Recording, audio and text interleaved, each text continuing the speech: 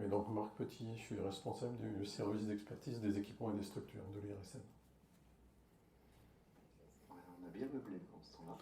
Voilà, très bien. Je te laisse la petite zapette. C'est quel côté ça. Voilà, c'est ça.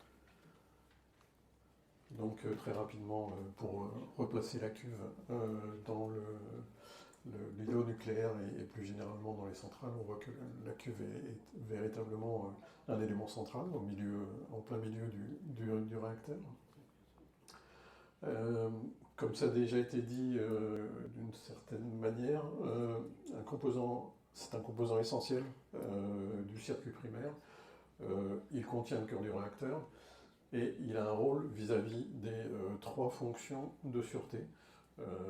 La maîtrise de la réactivité, puisque la cuve accueille ce qu'on appelle les équipements internes qui permettent notamment de guider les barres de contrôle, qui permettent de contrôler la réaction nucléaire, qui accueille aussi l'instrumentation, qui permettent de voir dans quelle mesure la réaction ou dans quelles conditions la réaction se déroule. Elle a un rôle essentiel évidemment pour le refroidissement, puisque la cuve va guider la direction de l'écoulement. Et puis elle fait partie de la deuxième barrière de confinement, la première étant les gaines de combustible, la deuxième étant le circuit primaire. La cuve est un élément du circuit primaire. Alors comme ça a déjà été mentionné par François, la rupture de la cuve n'est pas postulée dans la démonstration de sûreté, puisqu'il n'y a pas de disposition raisonnable qui pourrait permettre de traiter cet accident en tant qu'événement initiateur. Et puis, autre point, certaines parties sont soumises à une très forte irradiation.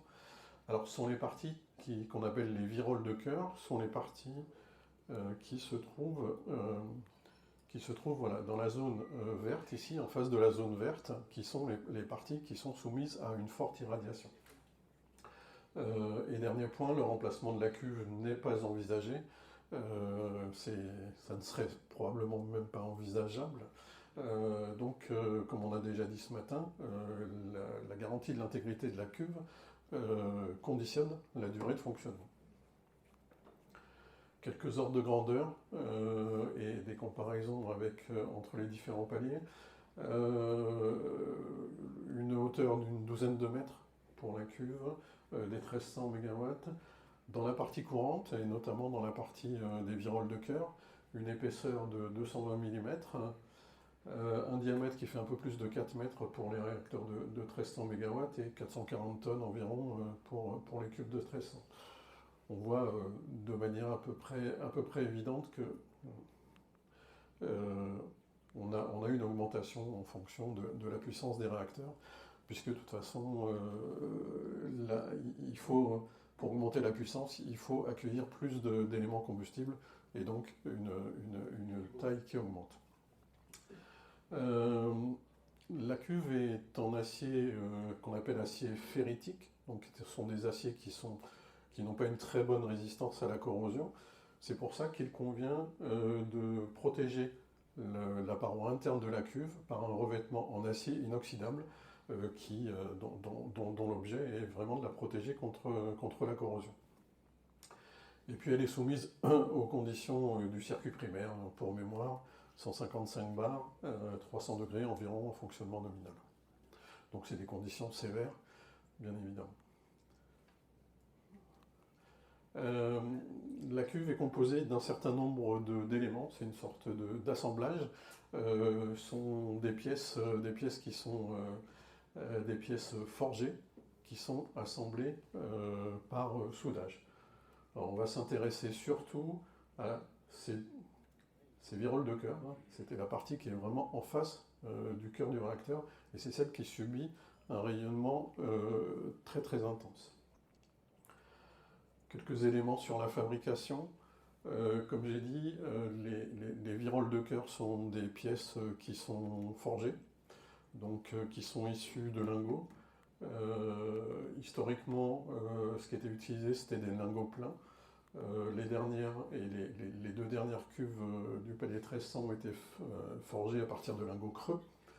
Dans tous les cas, soit à partir d'un lingot creux comme on voit ici, soit à partir d'un lingot plein qui va être percé pour avoir l'équivalent du lingot creux. On a des opérations de mise en forme et notamment une opération de bigornage qui consiste à chaud déformer le lingot pour lui donner la taille qu'on veut finalement pour la cuve. Donc l'opération de dépôt de revêtement inoxydable pour protéger les cuves, dont j'ai parlé déjà. C'est un revêtement qui se fait en dépôt de 2 couches d'acier inoxydable. Ce qui a été constaté en fin des années 70 dans les cuves de réacteurs de 900 MW, c'est qu'il pouvait dans certains cas exister ce qu'on appelle des défauts sous revêtement.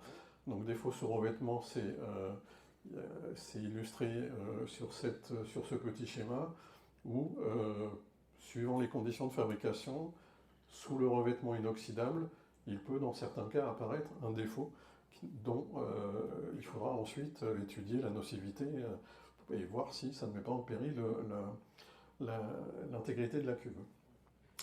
Voilà, je rappelle effectivement que le nombre de défauts sous revêtement est faible dans les cuves des réacteurs de 1300 MW. Il y a 3 défauts, 3 DSR sur l'ensemble des cuves et sur 3 cuves différentes. Ça veut dire qu'il y a 3 cuves qui ont un défaut sur revêtement. Maintenant, on va s'intéresser aux effets de l'irradiation sur le matériau et puis aux risques associés. Donc l'irradiation a 2 effets. Le premier effet, c'est d'augmenter les caractéristiques de traction et la capacité et diminuer la capacité de déformation de l'acier. Cette caractéristique de traction, elle va conditionner la résistance à la pression. On a vu tout à l'heure que la cuve doit résister à une pression forte.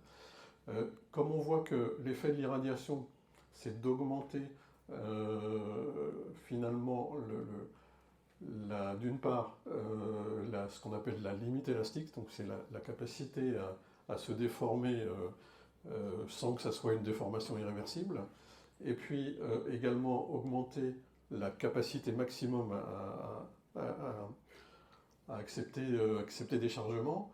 Finalement, on voit que l'irradiation, d'une certaine manière, a un effet bénéfique vis-à-vis de la tenue à la pression. En tout cas, ça ne pose pas de questions particulières. En revanche, il y a une fragilisation de l'acier, et c'est là où la question la plus importante va se poser. Les aciers, comme c'est illustré ici, ont un comportement. Alors, je montre ici l'évolution de l'énergie de rupture d'une section normalisée en fonction de la température. Les basses températures, on voit bien que les aciers sont un matériau qu'on va qualifier de cassant, ce qu'on appelle fragile en termes mécaniques.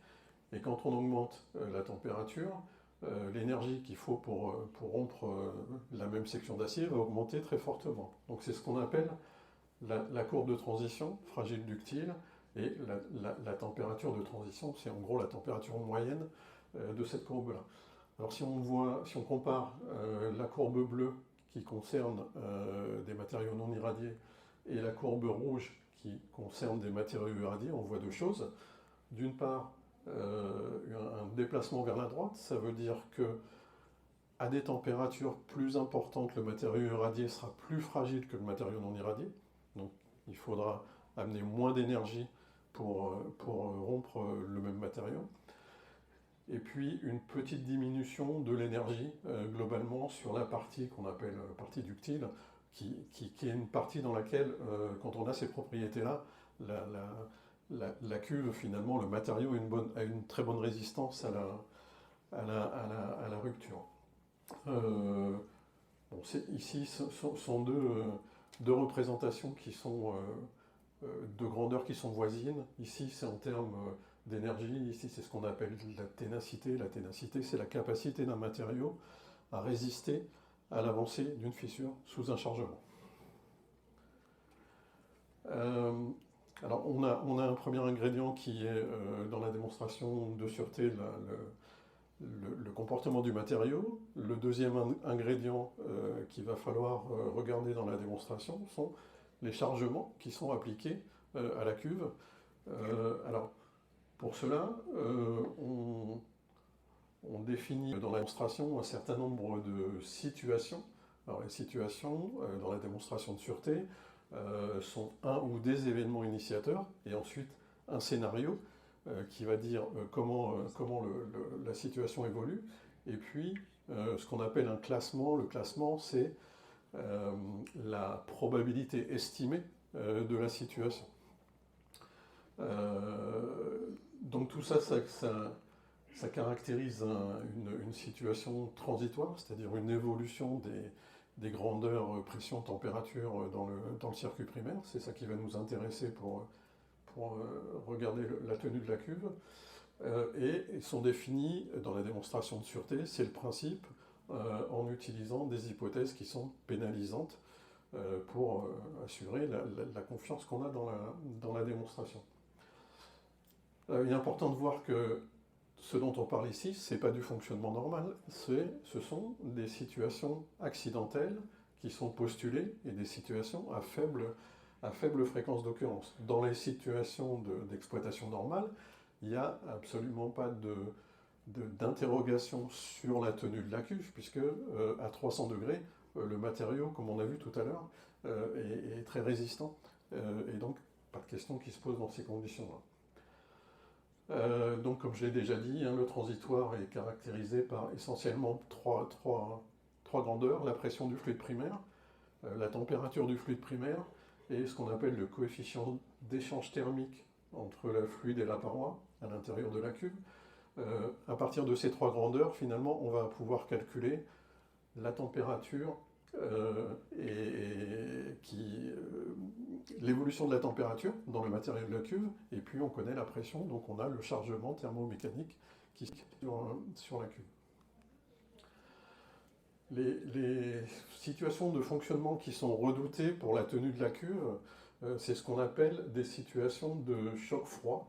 Alors, un peu d'explication.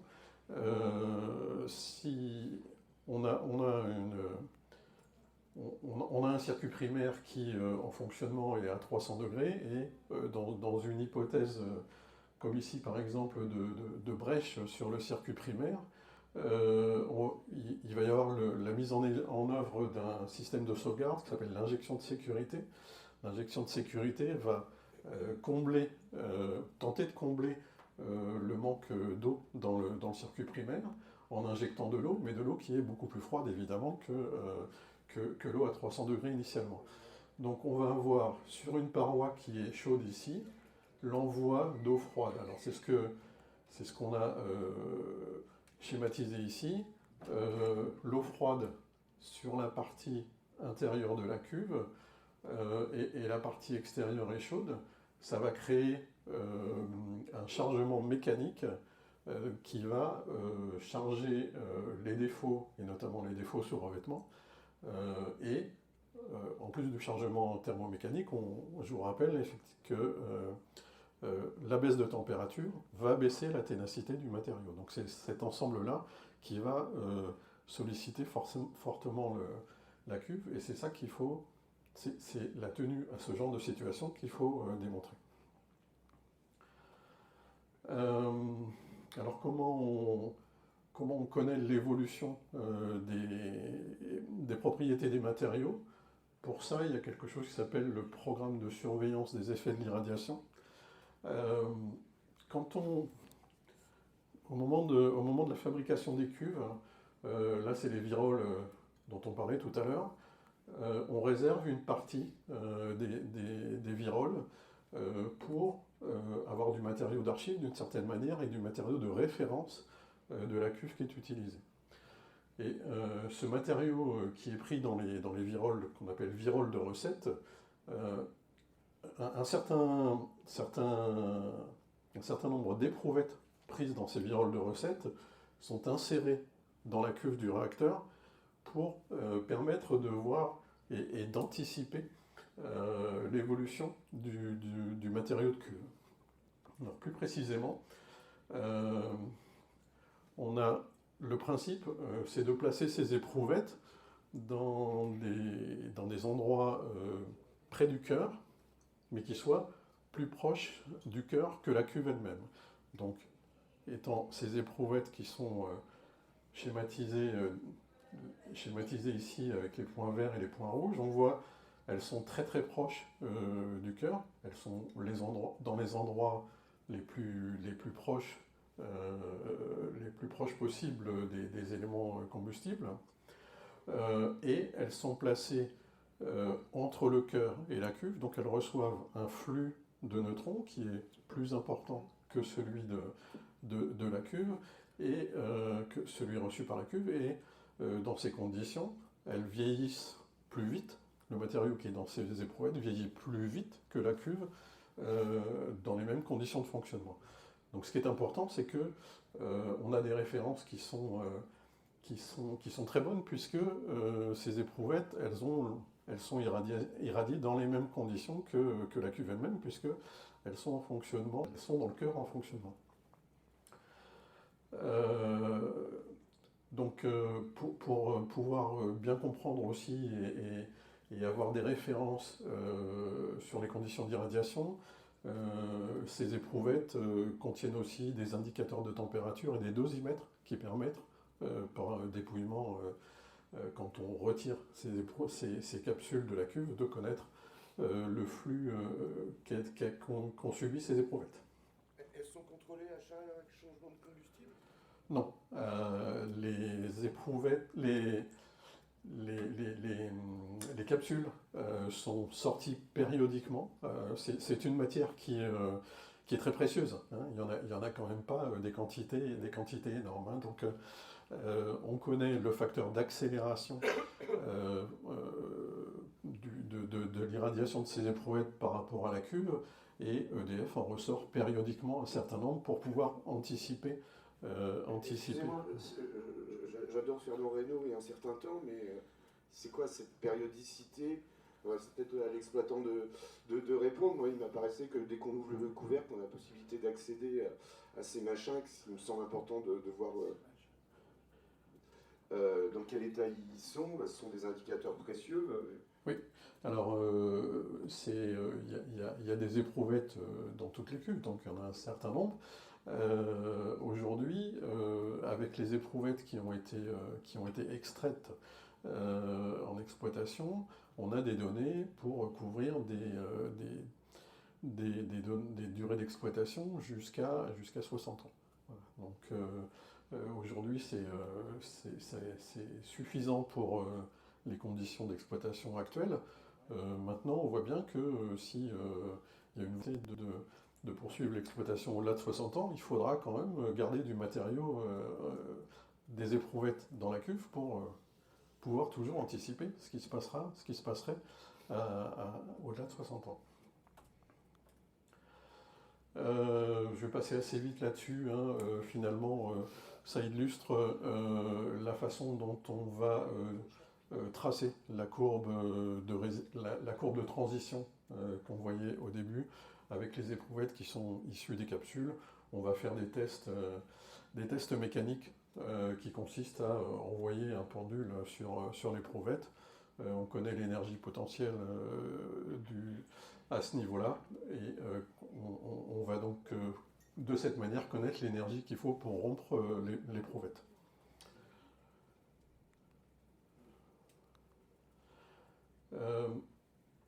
C'est posé la question de la possibilité de limiter les effets de l'irradiation. Donc ça, c'est une question qui s'est posée il y a déjà quelques temps. Donc par rapport aux gestions de combustibles historiques, donc qui sont schématisées par la courbe en bleu ici, ça c'est l'évolution, l'affluence, c'est le mot qu'on utilise pour parler de la quantité d'irradiation qu'a subi le matériau.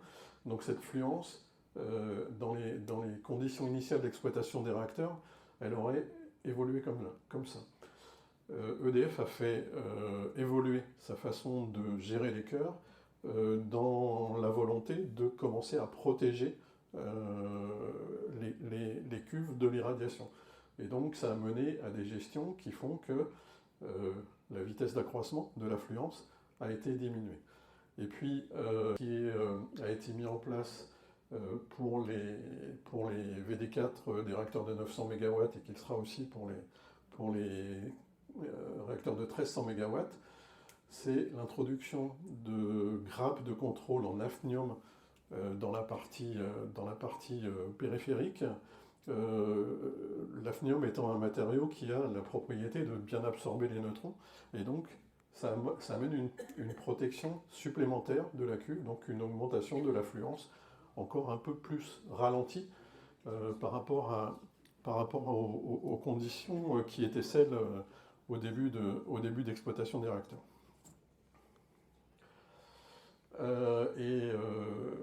Un point important concerne les examens, puisque tout ce qu'on a dit là est d'une certaine manière un peu théorique. Il faut quand même se demander dans la réalité qu'est-ce que c'est. Alors pour examiner comment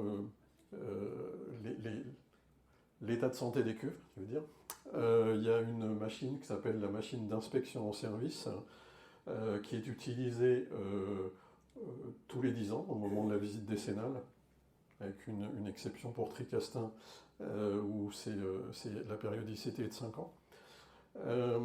C'est une machine finalement qui est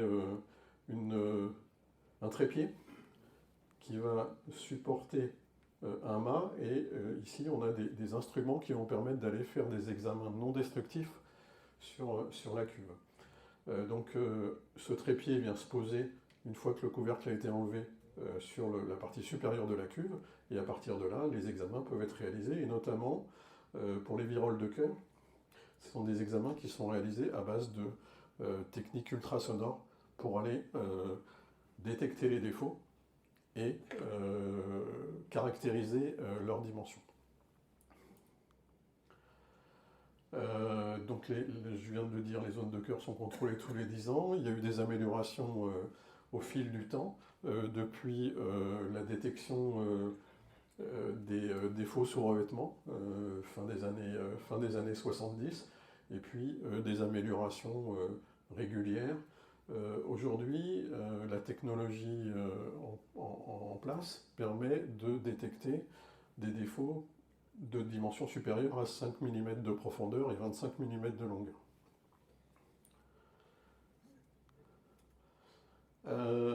Donc le principe de la démonstration de l'intégrité des cuves, il repose sur deux types d'analyse. L'analyse des défauts réels, les DSR, les 3 DSR des cuves de 1300 MW, et des défauts postulés. Donc un défaut postulé, c'est un défaut qui est plus grand que le plus petit défaut qu'on peut détecter. Donc typiquement, ça va être des défauts postulés de 5 par 25 mm, puisque les ultrasons permettent de détecter cette taille de défaut. Le principe de la démonstration est relativement simple. On va comparer le chargement de la structure à la capacité de la structure. C'est le principe d'une démonstration de tenue mécanique. On utilise pour ça ce qu'on appelle un facteur d'intensité des contraintes, ce qui va caractériser le chargement dans une pièce qui est fissurée, puisque le comportement mécanique est un peu différent d'une pièce non fissurée, mais ce sont des choses qui sont bien établies depuis qu'on fait de la mécanique de la rupture, depuis après la Seconde Guerre mondiale. Donc c'est des choses qui sont bien établies. On prend effectivement, François en a parlé tout à l'heure, un coefficient de sécurité, donc on majore les sollicitations, donc il y a une précaution qui est prise de ce côté-là, et puis on compare ça à la ténacité. La ténacité, c'est la grandeur que je vous présentais tout à l'heure et qui évolue en fonction de la température. Et en comparant ces deux valeurs, la sollicitation et ici ce qui caractérise la résistance, on a le facteur de marge qui doit être supérieur à 1 pour montrer que l'intégrité l'intégrité de la cuve reste acquise. Bon, c'est une autre manière, effectivement, de montrer la même chose. Je vais m'attarder sur le schéma de droite. Ce qu'on voit ici, c'est la ténacité initiale.